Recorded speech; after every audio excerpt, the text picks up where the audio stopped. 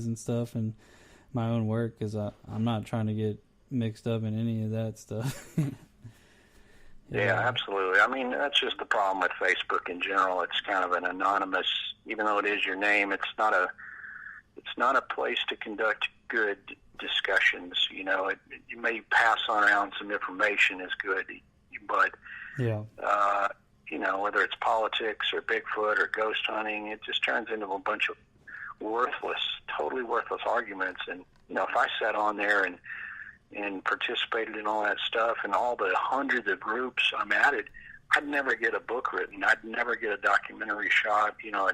Exactly. So, you know, I just work on those things and, you know, stay away from, you know, the banter of Facebook, you know. It's just worthless. Yeah, it really is.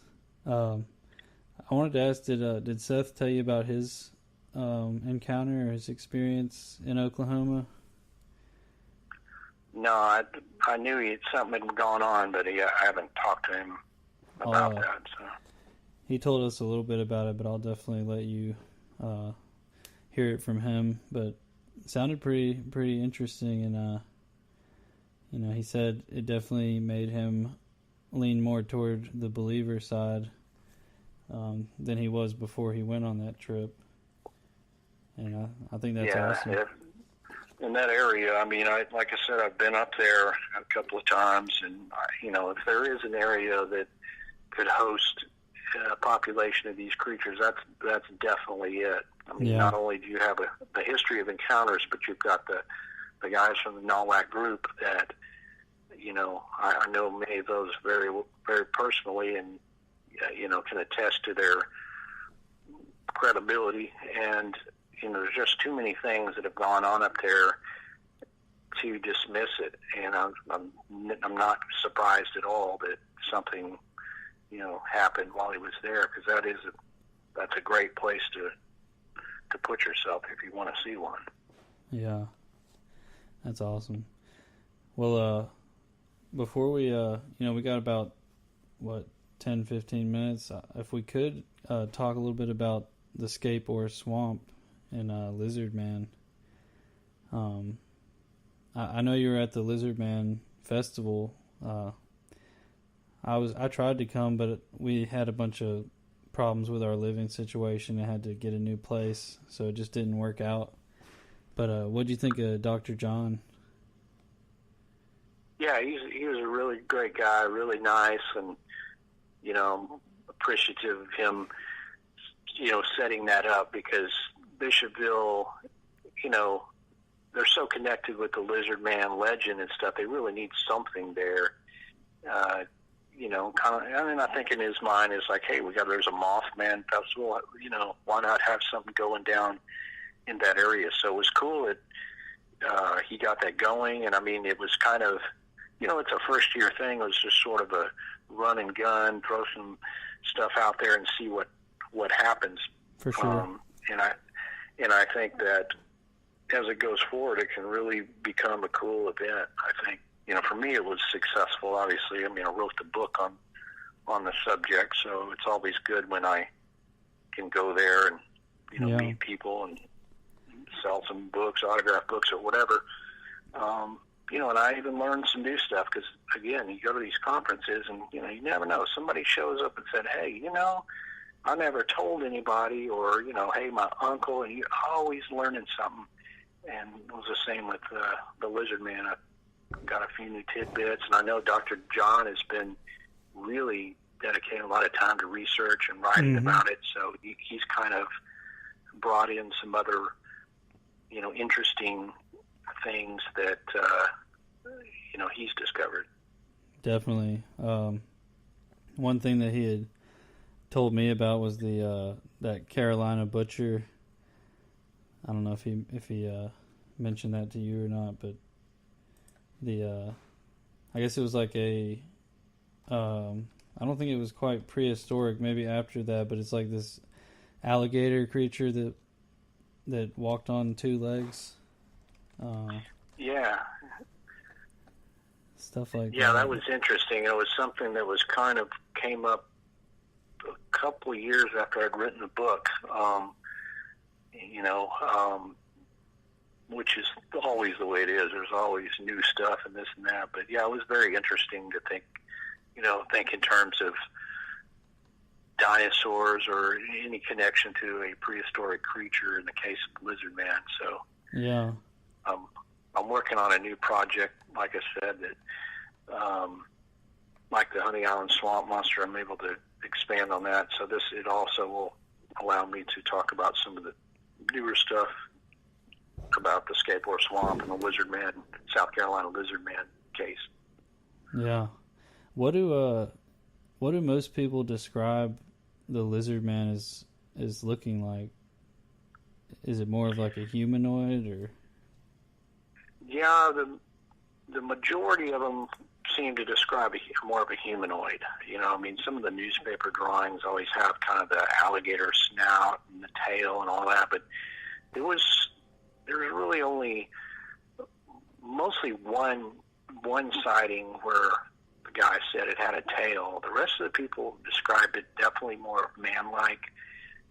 It doesn't have like a long snout or anything, and some of the witnesses, especially the ones that had sightings in like 1990 or 91, which was a couple of years after all the main sightings happened in 1988. Those people, they said that they believed it had hair. It looked brownish, and wow. even went so far as to say, to me, it looked like a Sasquatch. Wow. So you get kind of a variation on the sightings, and it's hard to say whether, perhaps the people who saw the thing that looked like a Sasquatch, that could have been a Sasquatch. There's Bigfoot sightings in South Carolina, so who's to say that it wasn't a Sasquatch, and then what people saw before was some kind of reptilian-looking thing? Who knows? But yeah, the descriptions vary, which is true almost in a lot of these cases. Again, people are getting fleeting glimpses of something, and what they take away from that is, it's not like it's posing and waiting for you to write down all the description. You just get what you get, Exactly. Yeah, that's the same with the Alabama white thing. Some people describe it as like a white-haired Sasquatch, and other people have described this like almost looking like a kangaroo with a human or cat-like head, 8 foot tall creature, and you just have those different opinions on what it looked like. And yeah, I think and I looked into that because in my Beyond Boggy Creek book on the trail of the Southern Sasquatch, I cover all those states and I cover Alabama. And, I was trying to determine whether the white thing was a Bigfoot or whether it was some other bizarre creature. And like you say, it's hard to tell on that one. That's very, very cryptic, and the sightings vary in what they describe. It's not like everybody just said, yeah, it was this white, hairy, 7 foot tall thing. That was a hard one. yeah, because even some of the earlier sighting, or the earlier descriptions of it, I think one guy said it almost looked like a lion, something like that, and so just all over the place with what it looks like. One of the recent, someone messaged me and told me that their family had been seeing one of these things, and that its face almost looked like the Joker's face or something like that. Like it had really pronounced cheekbones and a smile, and that its hands or its eyes were as big as baseballs, and its fingernails were like silver dollars. And they had said it had been sighted for the last couple of generations in their family, and some people even call it. I noticed they called it the slough thing. The slough thing. I'm not sure. I think a slough is like a like a bayou type. Yeah, but all really interesting stuff. But before we go ahead and tell everyone where they can find your books and I guess any events you want to mention. Okay. Just the best source of information would be my website, Lyle Blackburn, Lyle Blackburn.com. My books are available through my online shop there. You can get them on Amazon or BarnesandNoble.com, and they come in Kindle, Nook, and all the formats, ebook on iTunes. I will be doing a lot of events starting in September. The International Bigfoot Conference in Kennewick, Washington is the first weekend in September, and then a couple of weeks later I'll be at the Mothman Festival in West Virginia, and the list goes on, but my website has all those. I can't remember where I'm supposed to be, but it's gonna be a busy one. It's going to be super fun, though, because it's all over the U.S., and there's all kinds of cool events for cryptids, and, I get out there and meet people and learn some new information, and, love getting kind of out there and doing those events. So check my website, and if you're in one of those areas, definitely come out to the event, hang out, and if you've seen something strange, let me know. Awesome, man. Yeah, I'll definitely... I'll look forward to seeing you at Mothman Fest too, and grab a picture with you, and chat when we have some time if we do.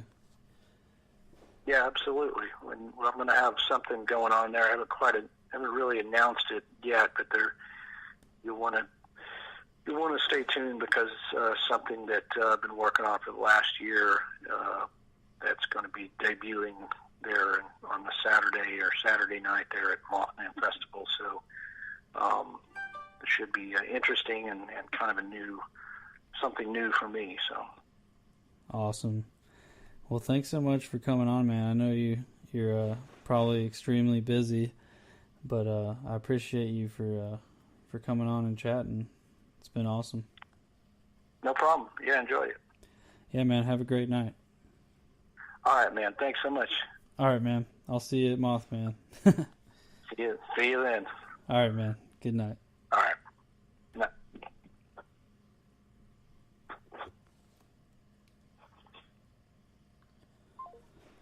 All right, guys. So that was Mr. Lyle Blackburn, someone who I definitely look up to in the cryptozoology field, and I'm really excited that he agreed to do this, and it was really awesome hearing some of his opinions and theories and stories, and